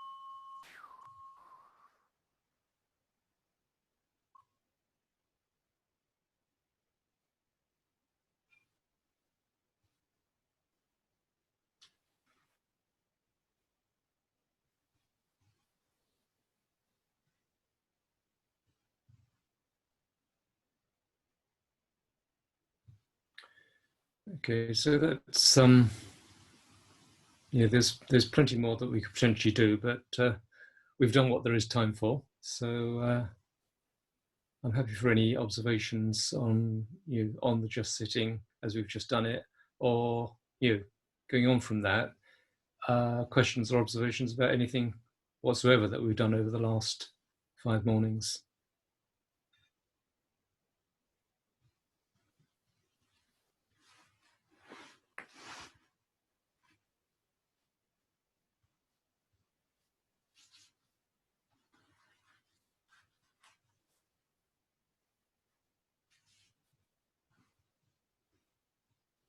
Tejananda, I was just noticing with, because I don't meditate with my eyes open, so I was noticing my tendency to want to close my eyes when we were doing the open eye meditation.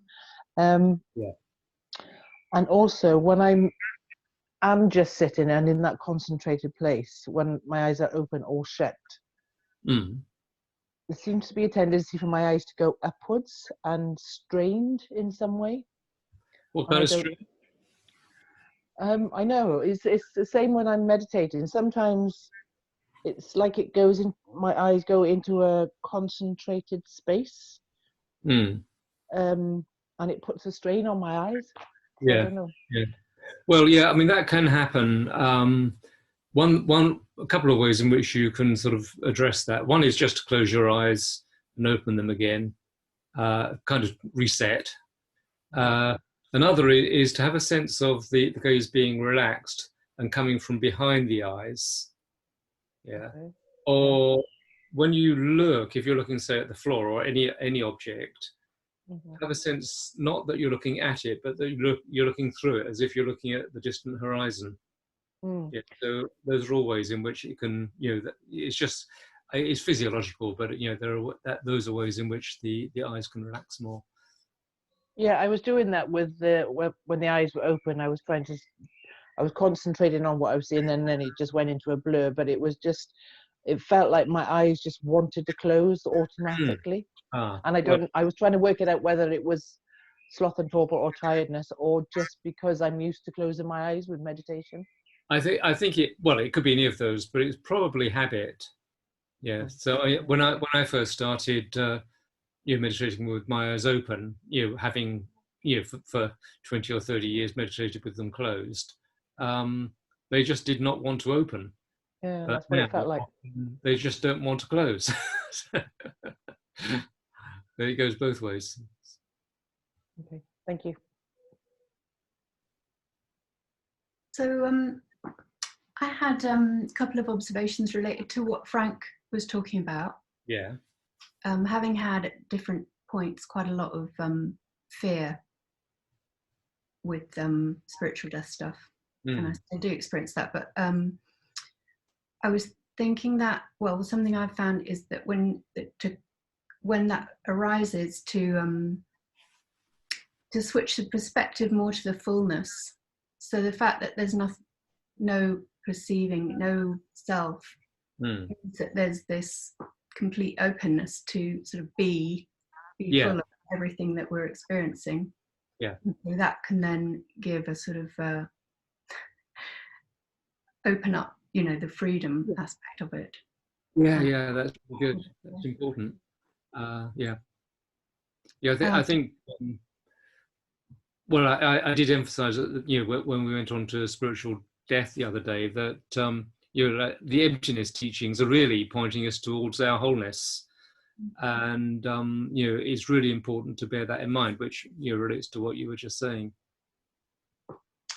I've also been finding is recently how if I'm connected to the heart, then fear doesn't arise in the same way, or if fear does arise and then I reconnect to the heart, it helps. It softens it.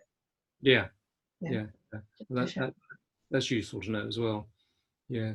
So I mean, I would suggest generally that people approach this through this integrated practice. So it's like, well, obviously in your everyday practice, I mean, most people probably do mindfulness of breathing or metta bhavana. Sangha definitely recommended that we always do just sitting in relation to other practices, but I just find it useful to bring all of those principles in. I mean, my main practice is just sitting, but I bring all of those principles in, and as I said during the lead through, I think it's like you can bring them in any order. I mean, I find it helps to become somatically embodied first, just to ground the posture. But then we can just open to the heart qualities, to the boundlessness. Already, if you're so to speak radiating metta, there is a sense of boundlessness. There are no bounds to the metta. So boundlessness and all these qualities can simply come in together, and then you just sit. But obviously, if you're highlighting a particular practice, that will be, as it were, the main matter of building it up. Any other questions? I was just thinking, Tejananda, with what you were saying, it's it's great to bring in all those qualities together, but also it presupposes we have a facility to connect with them, so that we might well need a period of focusing on our capacity to connect with them in order to invite them all in together. That's absolutely true. Yeah. So I mean, this is definitely not suggested as a kind of replacement for doing particular practices in the 5 areas. You will be aware that there are, well, let's say, your metta can go further. You can explore the Brahmaviharas further. You can explore aspects of mindfulness further. So all of that is relevant. There are many areas of insight. There are many kinds of emptiness, or rather, there are many things that we can focus on as empty. We might get the sense of the emptiness of one aspect of the experience and not another. So there's a lot of focusing to be done. So we need to be aware of, well, I guess ultimately where our strengths and weaknesses are with regard to these five areas. And of course, it's not just with regard to meditation either. It's how these 5 areas also extend into our whole lives. So it's not just a question of just sitting. It's a question of seeing what needs to be emphasized.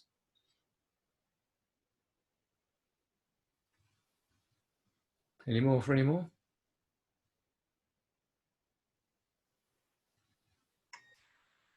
Hello.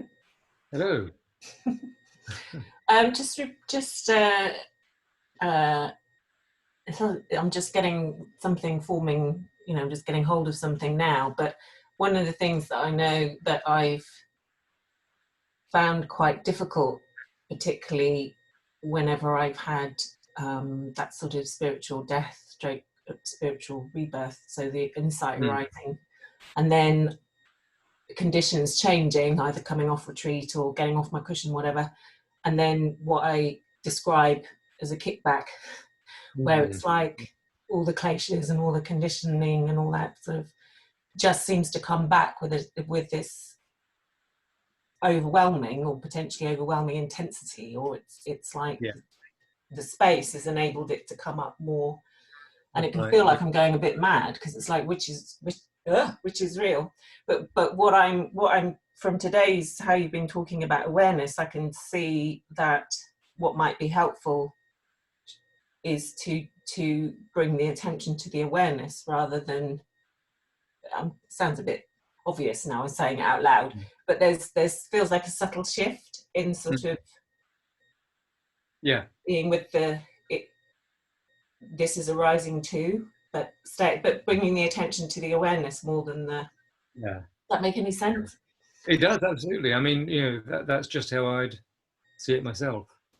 So it's like, I mean, just coming back to the word that we generally use for that area of receptivity, it's just like if you imagine, like a bowl that's open to the sky, and it just receives whatever falls into it, rain or whatever.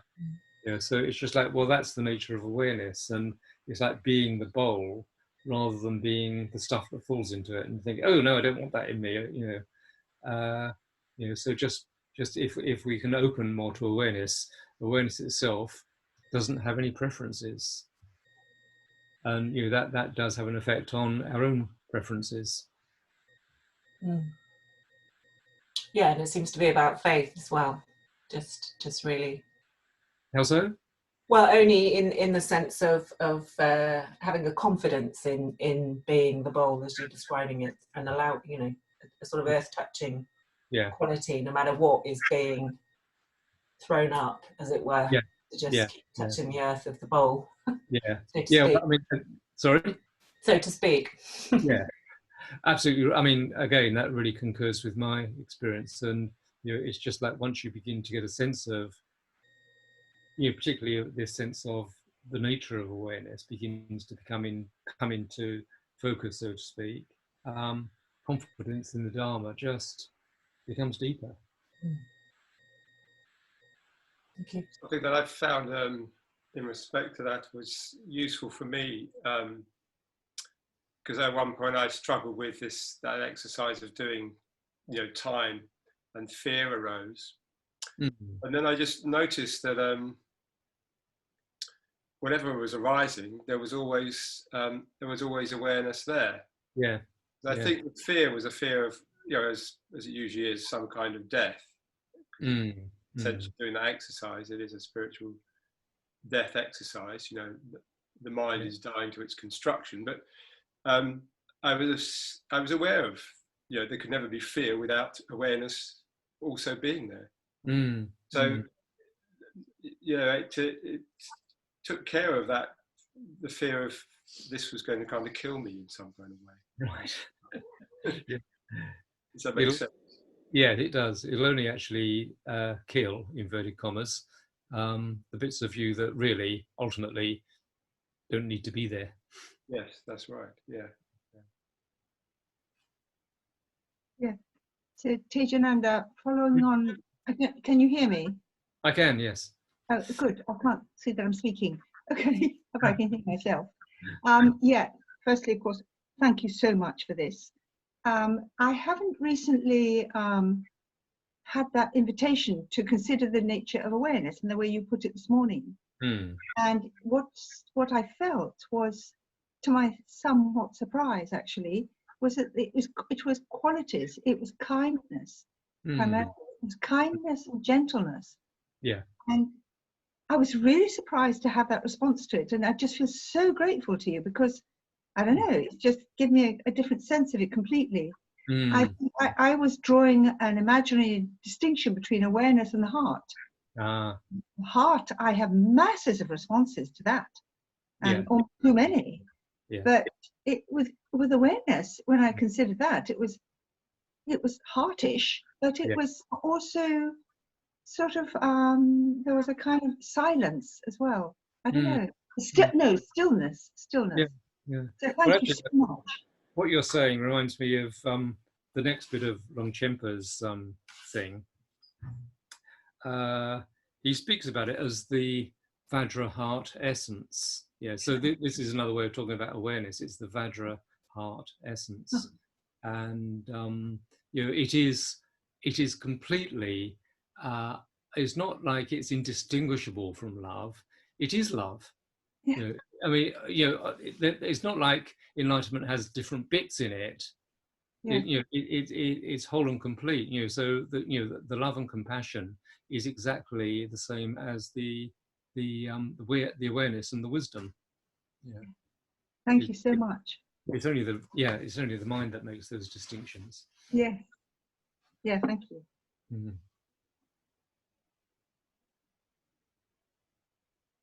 Any others?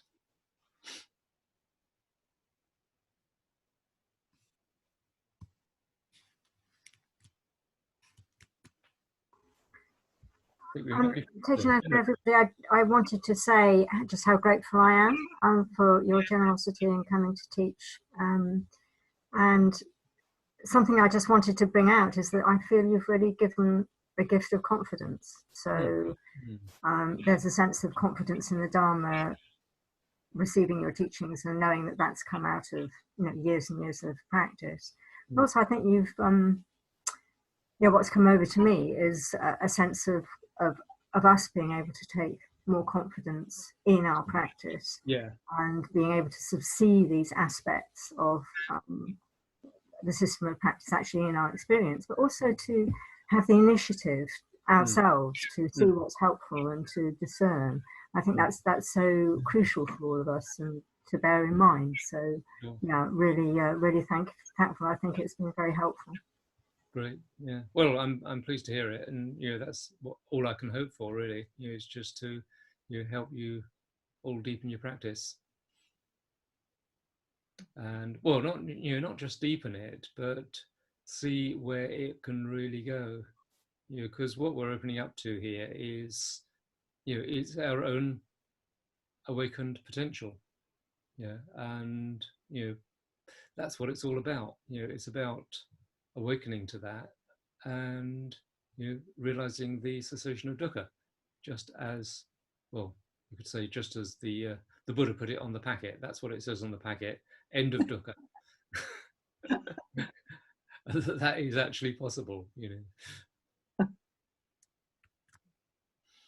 I'd just like to echo what Vimala Vajri said. I just feel I've really appreciated the way you've brought out this dynamic mandala aspect of the system of practice, the multidimensionality of it, the interwovenness of it, and I've very much appreciated the different dimensions of different aspects of Bante's teachings that you've brought in. It's been really wonderful. Thank you.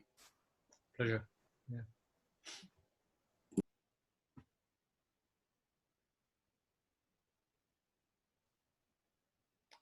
Okay. We're getting lots of thanks on the chat for you as well, Tejananda. So Yeah, do take a look at that. I'll look at those later. Yeah. Okay, so I'm wondering whether it's unless there's anybody else has got questions, whether we might be kind of whether it's appropriate to close now. Is there anybody else that has anything that they'd like to share before we do that? Looks as if Dayajoti might be hovering. Thanks, Badra. No, I was just putting something on the chat. Okay, all right. Thanks. Okay, so is that all right with you, Tejananda, if we bring it to a close? Yeah. Great. Yeah. Okay, so I've got a little bit to say. So of course the first. Oh, hi. Sorry, Sam's just put his hand up. Sam? Would you like to speak, Sam? You're on mute. It was clapping, not. I don't get these little symbols. Okay.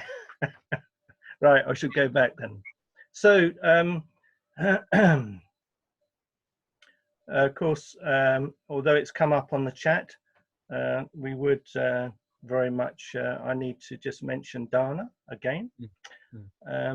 So what I just feel that we've been given such a fantastic gift, we've given such an abundance of gifts over the last 5 days, that I really hope that at the end of this meeting, the Bristol Buddhist Centre website will crash, as so many people are attempting to donate. Yeah.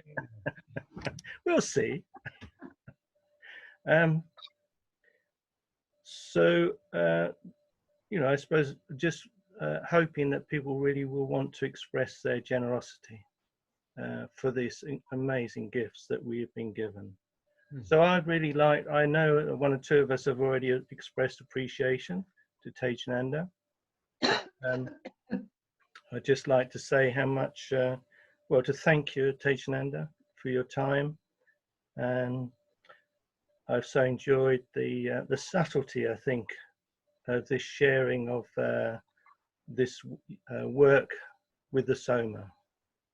I think it's something that seems to be developing within the Triratna teaching, and I think it's a really valuable approach to practice, and certainly something we're working with quite consciously in Bristol. Great. And I think, as I think Sachalila mentioned, I think it's just fantastic that you have you're able to reveal such a clear conceptual framework for this approach to practice, and how you link it across so effortlessly, or apparently effortlessly, in relation to Bhante's vision, Bhante's understanding of practice. So, yeah, thanks, Tejananda. It's been personally, yeah, it's been delightful. I feel in a post-coital state at the moment. I think the other thing I'd like to do before we close is to really express appreciation to the centre team and to Jay for helping us get the material up online so quickly each day, and to you know, that allows us to share this material to the wider Sangha. So yeah, much appreciation to the centre team and Jay, and also of course appreciation to everyone here for showing up. This is I think one of the things that's it's been such a delight each day of just watching people appear on the screen and recognizing that we are part of a Sangha. We are connected, even though we are here in our individual spaces. And I just realized although I've written it down here, I've forgotten to mention appreciation for those who have been leading the groups, facilitating the groups after this meeting. I think they've been a real additional bonus and sort of an opportunity to deepen into the gifts that have been offered by you, Tejananda. So yes, thank you specifically to those people who have been facilitating the groups. And just to end, just by saying, I think the biggest act of appreciation I think we can give to Tejananda is actually to make use of these gifts that we've received from him and actually put them into practice. It feels such a rich teachings that we've been offered. So once again, thank you, Tejananda, and I hope to see many of you once again. Another space, in another space. So thank you. Thank you, Tejananda. Thank you. Thank you. Thank you so much. Thank you. Okay. And also to go on retreat at Vajraloka. Support Vajraloka. As soon as the government allows. Yeah. Well, we hope that's soon. But Later this year.